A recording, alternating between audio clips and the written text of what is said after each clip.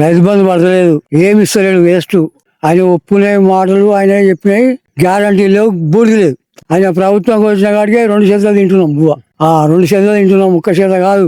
కేసీఆర్ ఉన్నప్పుడు మంచిగా తిన్నాం, పంట పండి నీళ్ళు వచ్చినాయి. తెలంగాణ మంచి సస్యశ్యామలం తెలంగాణ అయిపోయింది కేసీఆర్ ఉన్నప్పుడు. ఇప్పుడు ఏం లేదు, బూడిదే ఉంది, బూడిది. ఏం లేదు.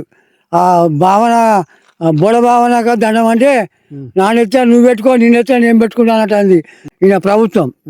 ఈయన ప్రభుత్వం లాభం లేదు, సపరేట్గా శాతం కూడా ఊకోమని ఆయన. ప్రజల ముంచుతుండే ఏం లాభం?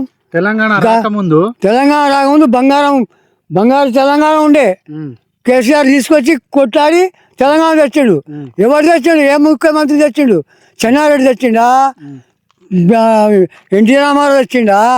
వాళ్ళకు దగ్గర చూసుకున్నారు. ఆంధ్రాకు నీళ్ళైనా మంచి అయినా షెడ్ అయినా కొట్టుకపోయినా నిధులు మన్ను మశనం అక్కడ ఆంధ్రకే పోయినాయి. మా తెలంగాణ రాలే. తెలంగాణకు వచ్చింది ఏంటంటే కేసీఆర్ వచ్చిన కాడికి చల్లగా బతున్నాం, నీళ్లు ఉన్నాయి, అన్నం ఉన్నది, ఇంటికి నీళ్ళు వస్తున్నాయి. దేశాల పని నీళ్లు సత్యసమలంగా తెల్లగా అన్నం పచ్చ పూరి అయిపోయింది. బంగారం వాళ్ళు బతున్నాం.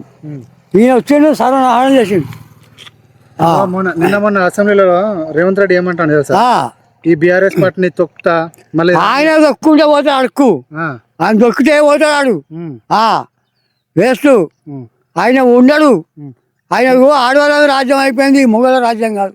నువ్వు ఇట్లా అంటే 10 సంవత్సరాలు నేనే ఉంటాను. ఇంకా ఆయన ఉంటాడు, ఆయన వాడు ఉంటాడు. ఆయన ఓటే మీ కాడికి ఏం. ఇప్పుడు 2028లో మళ్ళీ ఎలక్షన్స్ వస్తాయి.